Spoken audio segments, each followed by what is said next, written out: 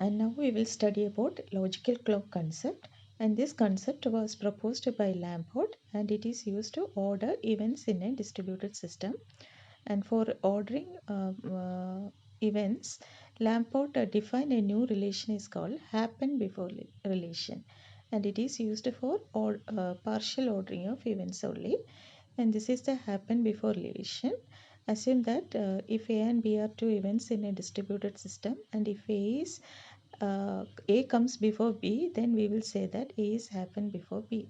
Happen before relation is represented as a arrow mark. And the second rule is if A is the event of sending message and B is the event of receiving message, then also we can say that A is happen before B.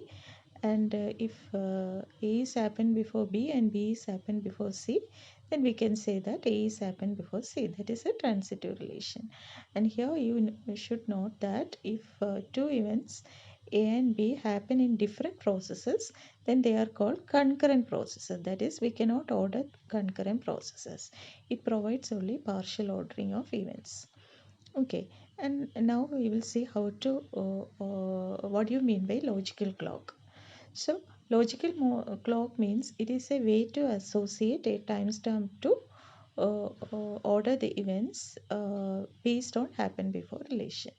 So, assigning a timestamp to events happening in the distributed system, that is called a logical clock. And the concept is if A and B are two events in process and if A is happened before B, then the timestamp which is represented as C of A. Timestamp of A is represented as C of A. So if A is happened before B, then C of A should be less than C of B. And similarly, for the message sending event also, C of A should be less than C of B. And now we will see how to implement the logical clock using counters.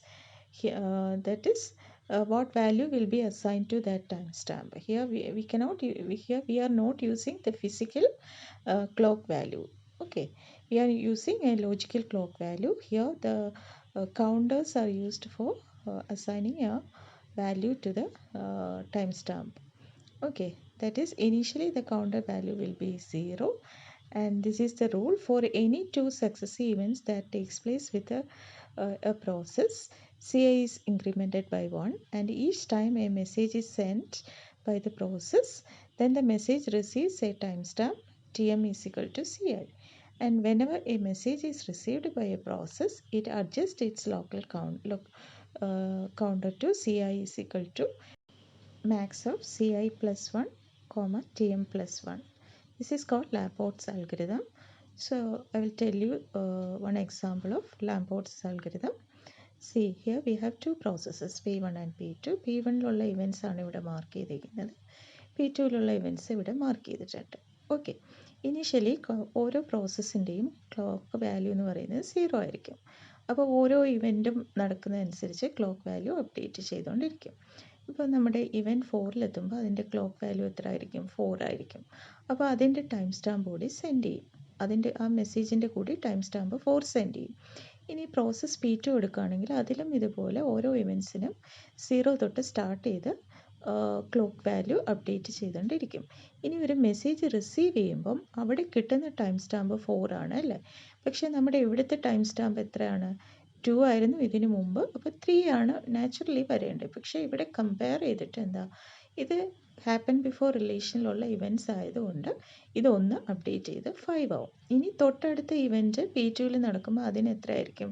Time stamp 6 ആയിരിക്കും. അപ്പോൾ ആ 6 ഇവിടെ കിട്ടുമ്പോൾ അവിടെയും എന്താ ഒരു checking വരും.